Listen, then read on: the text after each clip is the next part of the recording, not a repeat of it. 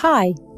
When the famous physicist and astronomer Galileo first championed the idea that the Earth revolved around the Sun back in the 1500s, he was called a raging lunatic and convicted of heresy by the Church. He was then sentenced to life imprisonment and died under house arrest around 9 years later. But if a 10-year-old tells his science teacher that same fact today, nobody even bats an eyelash.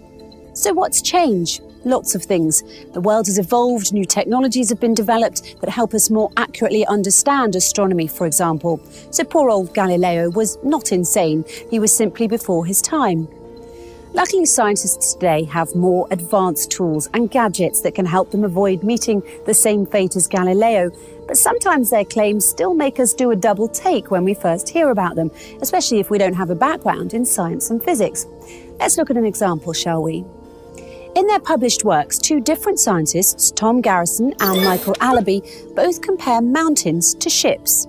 Yes, you heard me. Mountains, those tall, massive structures that protrude out of the earth in such a stately, solid way, and ships sailing in the open water. Sounds like an odd coupling, but the physical law of buoyancy, developed by the Greek mathematician and inventor Archimedes, would say otherwise. This is because the driving force behind both ships and mountains is one and the same, and it's something called buoyancy. Now, the words buoyant or floating don't usually pop into our heads when we think of mountains. But guess what happens to a mountain when a thick sheet of ice accumulates on its surface? The rock sinks into the mantle under its weight, just as a ship sinks deeper into the water when it's loaded with cargo. And what happens to the mountain when it erodes or after the removal of the thick sheet of ice from its surface? In much the same way as a ship rises again when the cargo is removed from it, the Earth's crust will rise again in response to the reduced load on the mountain. We know all this today from the research conducted by scientists such as Garrison and Allaby in 2013 and 14. But flashback 14 centuries ago to when the Quran was revealed, and you'll find that it too makes the same analogy in chapter 42, verse 32, when it says, "And among his signs are the ships in the sea like mountains."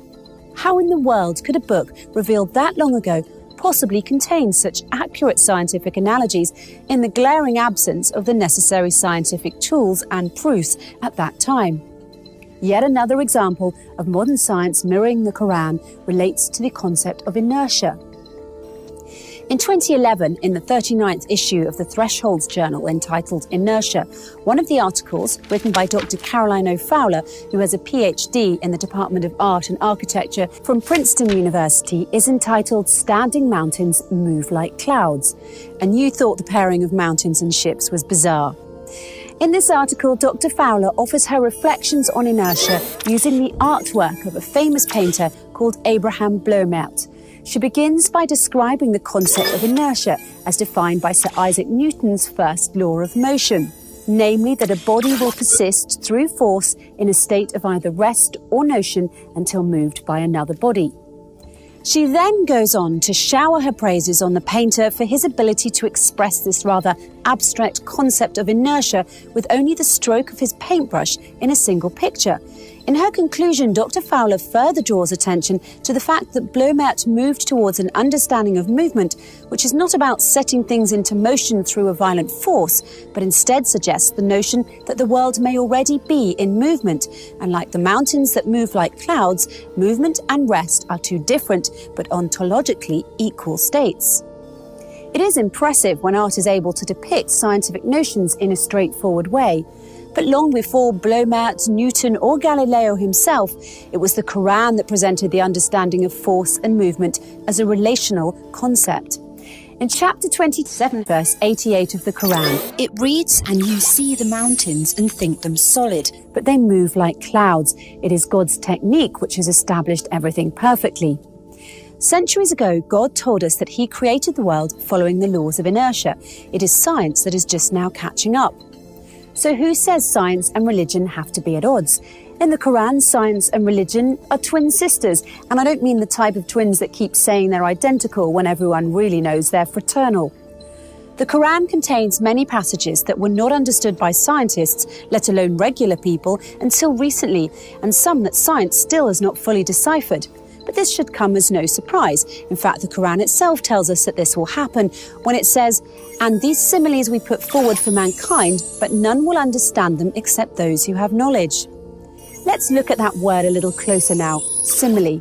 It's very fitting that the Quran should use that word, seeing as how the book itself often uses similes and analogies to help explain things that might otherwise seem abstract or unrelated to us.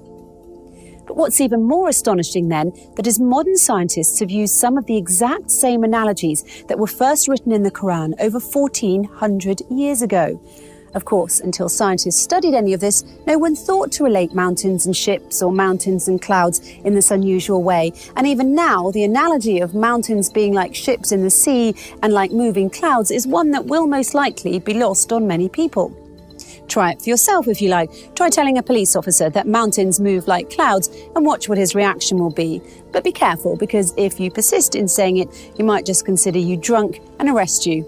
What can I say? Sometimes the truth hurts. I think Galileo would agree with that, don't you?